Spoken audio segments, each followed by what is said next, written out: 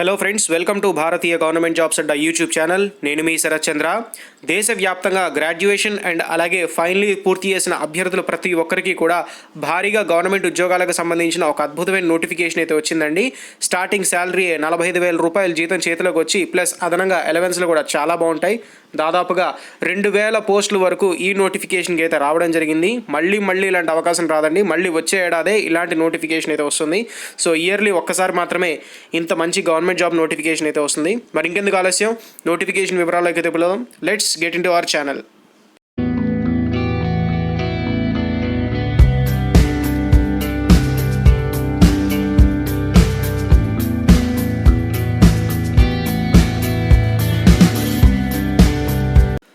ఇక ఇచ్చినటువంటి వేకెన్సీస్లో ఒక్కొక్క కేటగిరీ వైజ్గా ఏ విధంగా వేకెన్సీస్ ఉన్నాయి అన్న వివరాలు కనుక చూసుకుంటే కనుక ఇందులో ఫస్ట్ ఆఫ్ ఆల్ మనం ఎస్సీ కేటగిరీకి 300 వేకెన్సీస్, ఎస్టీకి 150, ఓబీసీకి 540 వేకెన్సీస్, అలాగే ఈడబ్ల్యూఎస్కి 200, జనరల్ కేటగిరీకి 810 వేకెన్సీస్, టోటల్గా 2,000 వేకెన్సీస్ అయితే ఉన్నాయి. ఇందులో మళ్ళీ విజువల్లీ హ్యాండిక్యాప్డ్ పీడబ్ల్యూడీ క్యాండిడేట్స్ అందరూ కూడా అప్లై చేసుకోవచ్చండి. ఇంకా బ్యాక్లాగ్ వేకెన్సీస్ కూడా 49 ఉన్నాయి. ఓవరాల్గా అన్ని కలుపుకుంటే 2,000 పైన వేకెన్సీస్ అయితే ఉన్నాయని అయితే ఈ నోటిఫికేషన్కి సంబంధించి మనకైతే ఇప్పుడు డీటెయిల్స్ అయితే తెలుస్తున్నాయి. ఎలిజిబిలిటీ క్రైటీరియా చూసుకుంటే కనుక సగటుగా గ్రాడ్యుయేషన్ పాస్ అయితే చాలని చెప్పి వాళ్ళైతే మెన్షన్ చేశారండి. Graduate in any discipline from recognised university, మీరు డిగ్రీ చేసి ఉండొచ్చు, బీటెక్ చేసి ఉండొచ్చు, ఏమైనా పూర్తి చేసి ఉండొచ్చు. అండ్ అలాగే ఫైనల్ ఇయర్లో ఉన్న క్యాండిడేట్లు కూడా తప్పకుండా ఈ నోటిఫికేషన్కి అయితే అప్లై చేసుకోవచ్చు అండి. అయితే దీనికి వాళ్ళు ఒక ముఖ్యమైనటువంటి విషయం అయితే చెప్పారు. ఆ గ్రాడ్యుయేషన్ ఫైనల్ ఇయర్లో ఉన్న క్యాండిడేట్స్ ఎవరైతే ఉంటారో మీరు ఫైనల్ ఇయర్ అనేది 31/12/2020 ఈ తేదీలోపు మీ గ్రాడ్యుయేషన్ ఫినిష్ అయిపోయేలాగా ఉన్నట్టయితే కనుక తప్పకుండా ఈ నోటిఫికేషన్కి అయితే అప్లై చేసుకోవచ్చు చెప్పి వాళ్ళైతే మెన్షన్ చేయడం జరిగింది. సో ఇచ్చిన డేట్ ప్రకారం లోపు మీరు కనుక ఈ గ్రాడ్యుయేషన్ ఫినిష్ చేస్తున్నట్లయితే కనుక ఫైనల్ ఇయర్ క్యాండిడేట్స్ అప్లై చేసుకోవచ్చు. అండ్ అలాగే any degree, BE, BTech, any graduates అందరూ కూడా ఈ నోటిఫికేషన్కి తప్పకుండా అయితే అప్లై చేసుకోవచ్చు అండి. ఈ notification state Bank of India నుంచి రిలీజ్ అయినటువంటి ప్రొవిజనరీ ఆఫీసర్స్ రిక్రూట్మెంట్కి సంబంధించి రీసెంట్గా రిలీజ్ అయిన అఫీషియల్ నోటిఫికేషను. బ్యాంక్ అన్నింటిలో కూడా పీఓ, క్లర్క్ ఈ విధంగా మీకు పోస్టులు అయితే మీ అందరికీ తెలిసే ఉంటుంది. అందులో ప్రొవిజనరీ ఆఫీసర్ పోస్ట్ అనేది కీలకమైన పోస్టు. ఇందులో స్టార్టింగ్ శాలరీ మీకు దాదాపుగా 45,000 రూపాయల దాకా చేతిలోకి వచ్చే అవకాశం ఉంటుంది.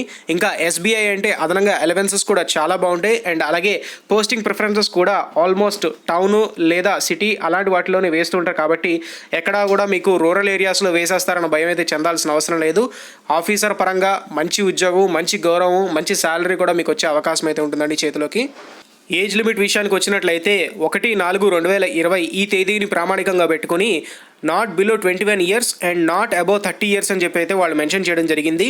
ఇంకా ఎస్సీ ఎస్టీ కేటగిరీ వాళ్ళకైతే అపరేజ్ రిలాక్సేషన్ 5 సంవత్సరాలు, ఓబీసీ కేటగిరీ వాళ్ళకి 3, పీడబ్ల్యూడీ క్యాండిడేట్స్లో పీడబ్ల్యూడీ ఎస్సీ ఎస్టీ అయితే 15 సంవత్సరాలు, పీడబ్ల్యూడీలో ఓబీసీకి 13, పీడబ్ల్యూడీ జనరల్ లేదా ఈడబ్ల్యూఎస్కి 10 సంవత్సరాలు, ఎక్స్ సర్వీస్ ఉన్న వాళ్ళందరికీ కూడా 5 ఇయర్స్ అపరేజ్ రిలాక్సేషన్స్ అనేది ఇవ్వడం జరిగింది.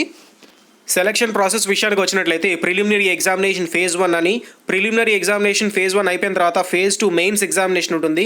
ఫేజ్ 2 మెయిన్స్ ఎగ్జామినేషన్లోనే మీకు ఏదైతే objective test plus descriptive test కూడా ఉంటుంది.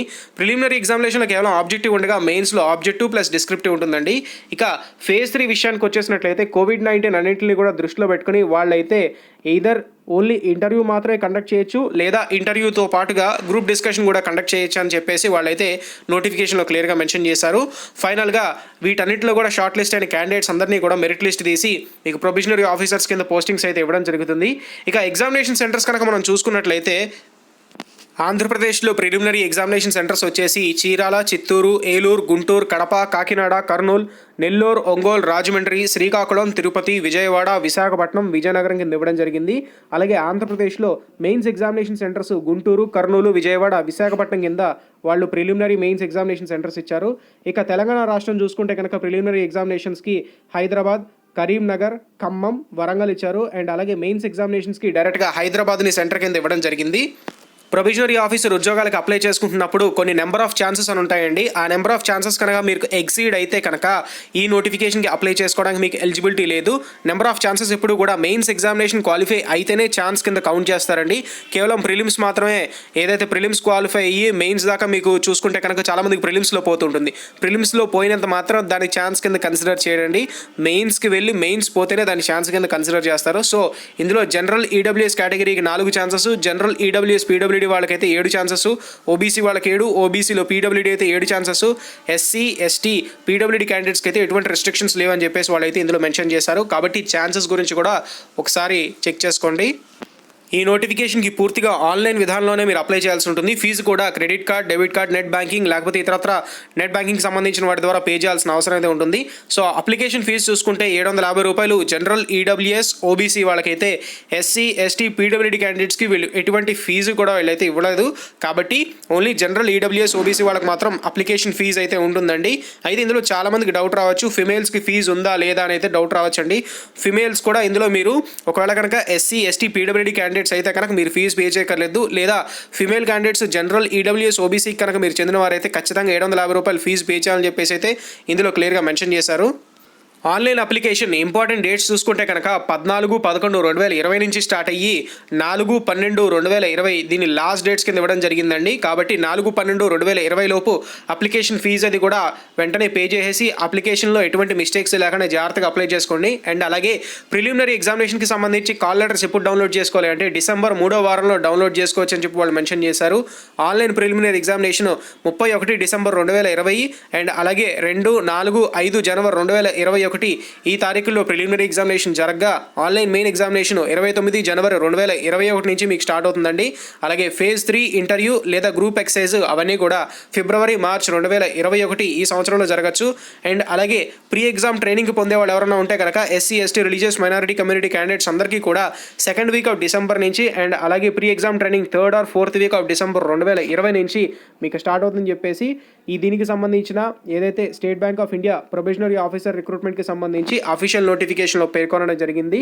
సో ఆన్లైన్ రిజిస్ట్రేషన్ తేదీలు ముఖ్యంగా గుర్తుపెట్టుకోండి, 14/11/2020 నుంచి 4/12/2020. ఇంత మంచి నోటిఫికేషన్ ఎవరు ఎప్పుడు ఎక్కడ మిస్ చేసుకోకండి, ఎందుకంటే చాలా చాలా మంచి నోటిఫికేషను. 2000 పోస్టులు అయితే ఉన్నాయి. 2000 పోస్టులు అంటే తక్కువ కాదు, ఎక్కువ పోస్టులు అండి. మీరు అప్లై చేసుకుని ఖచ్చితంగా జాబ్ సాధిస్తే కనుక మీ సొంత జిల్లా, సొంత రాష్ట్రంలోనే జాబ్ సాధించే అవకాశాలు అయితే ఉన్నాయి.